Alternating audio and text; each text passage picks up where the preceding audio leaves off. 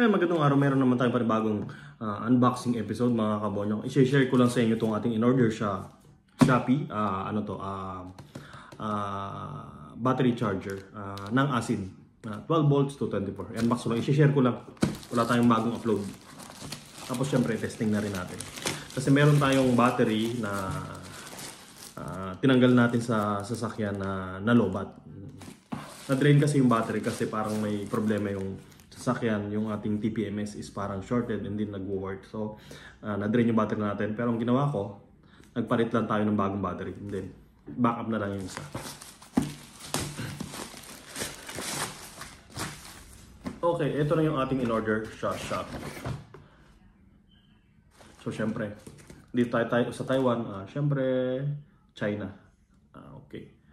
Wala siyang English. Puro China lang. Okay, syempre, ito na yung ating product. Ito na agad.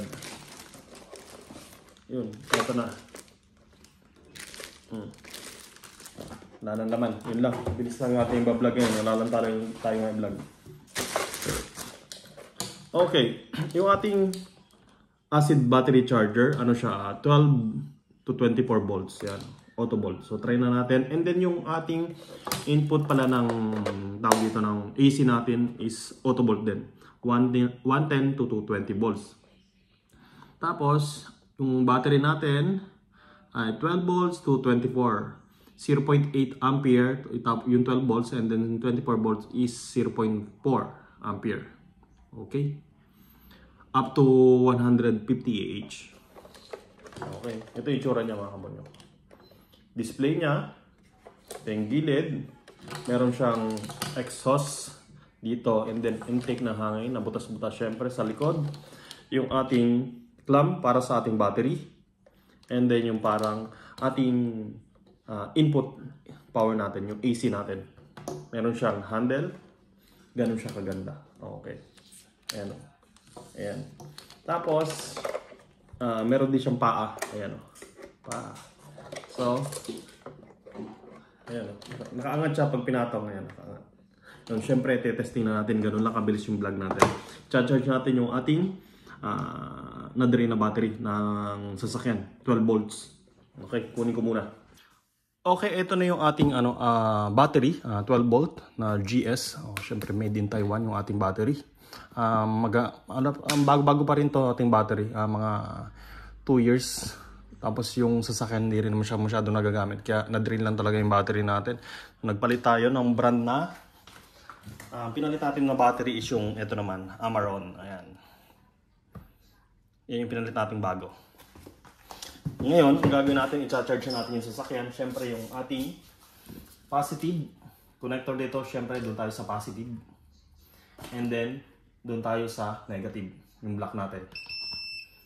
Ayan o, na-detect niya yan. Naka-drain talaga yung battery, 0. Pero hindi pa natin sinasak yung ating battery. Ayan, naka 10.5 volts lang. Kasi nga, sobrang tagal na hindi namin gamit yung sasakyan, na-drain yung ating sasakyan din. I-charge na natin. Bale pala yung ating smart battery na yan. Smart battery charger na yan, mga kabonyok. So, automatic yung titigil pag na-full charge yung ating charger. And then automatic niya rin na-detect yung ating battery kung 12 volts or 24 volts. So yung nakaselect dito, yan o, 12 volts yung nakalagay. Ayun. Kaya matik yan. Matik mga kabonyok. So ipapakita ko sa inyo. Ilapit natin. So hintayin na rin natin mapuno yung battery. Ayan o. Okay mga kabonyok, isa-isahin ko pala yung display kasi medyo kulang. Hindi ko napansin, meron pa doon. So, unang-una, ito yung 12 volts natin. Tapos, pag 24 volts naman yung nilagay nyo, na charge nyo, ayun naman yung ilaw. Ayun, doon yung 24 volts. Ayun. And then ito, yung winter. Ayan. Winter mode. Ito. Winter mode, ito. Summer. And then, car mode. Yung charge natin. Tapos, ito, nakalagay dyan is, tawag dito, start and stop the battery. Ayan, ito. Tapos ito, Hindi ko alam kung ano ibig sabihin nun, start and stop the battery. So, hindi natin kung para saan yun.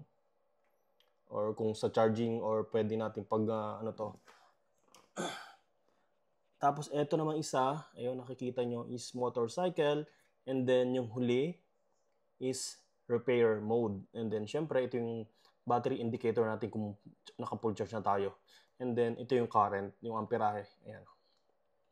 Nagbago-bago yung charging niya. Kasi 12.8, 9.6, 3.6. And then ito syempre ito yung toggle key natin.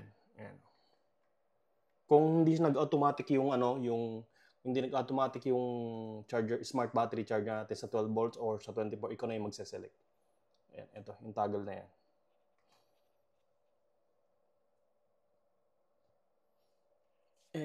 Ito, nag-iikot-ikot na yan.